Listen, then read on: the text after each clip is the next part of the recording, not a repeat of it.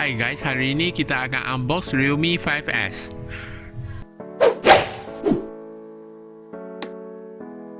Realme 5S ni ialah satu bajet smartphone yang sesuai untuk gaming dan kegunaan harian. Sebab skrin dia besar, memori dia besar, prosesor dia tinggi dan harga dia pun berpatutan. Harga pasaran sekarang ialah $799. Jadi sekarang kita akan tengok apa spek yang ada pada phone ni. Display dia 6.5 inci, memori dia 128GB dan 4GB RAM. Kamera belakang dia ada 4. 48 megapiksel main kamera, 8 megapiksel wide angle, 2 megapiksel portrait camera, 2 megapiksel macro camera. Selfie kamera dia pula 13 megapiksel. Prosesor dia pakai Snapdragon 665 AIE. Bateri dia 5000 mAh. Android dia 9.0 Android Pie. So sekarang kita akan unbox dan tengok apa yang you akan dapat masa beli phone ni. Korang akan dapat dua benda yang tak guna ni, warranty card dan user manual, transparent TPU case, phone, charger 3 pin 10W, micro USB cable, SIM eject, handsfree dia tak kasih. Dan satu lagi set casing yang berwarna-warni. Korang boleh tukar casing ikut mood korang. Kat sebelah kiri ada SIM card slot dan volume button. Dia pakai 2 nano SIM dan 1 memory card.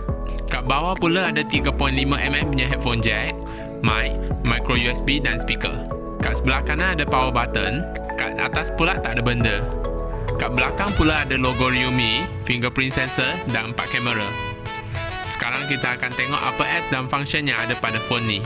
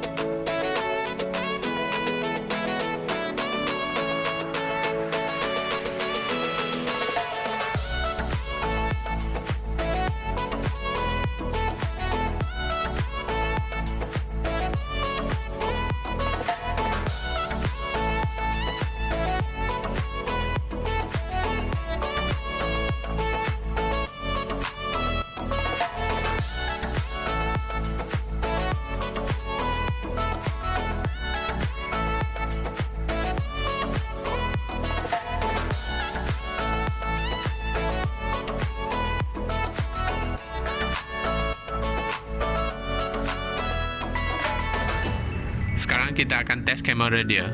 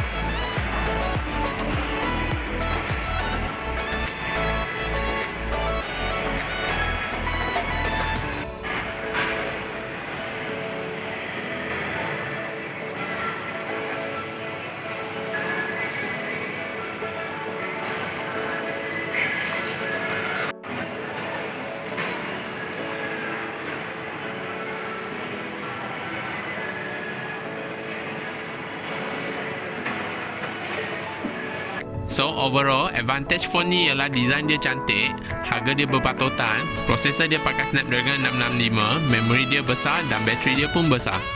Disadvantage dia pakai micro USB dan tak ada fast charging. So apa pendapat korang tentang phone ni? Korang rasa berbaloi ke tidak? Sila komen kat bawah, I nak tahu apa pendapat korang tentang phone ni. Itu saja untuk video hari ni. Kalau suka video ni, tolong like, share, komen dan subscribe Bye bye and see you in the next video.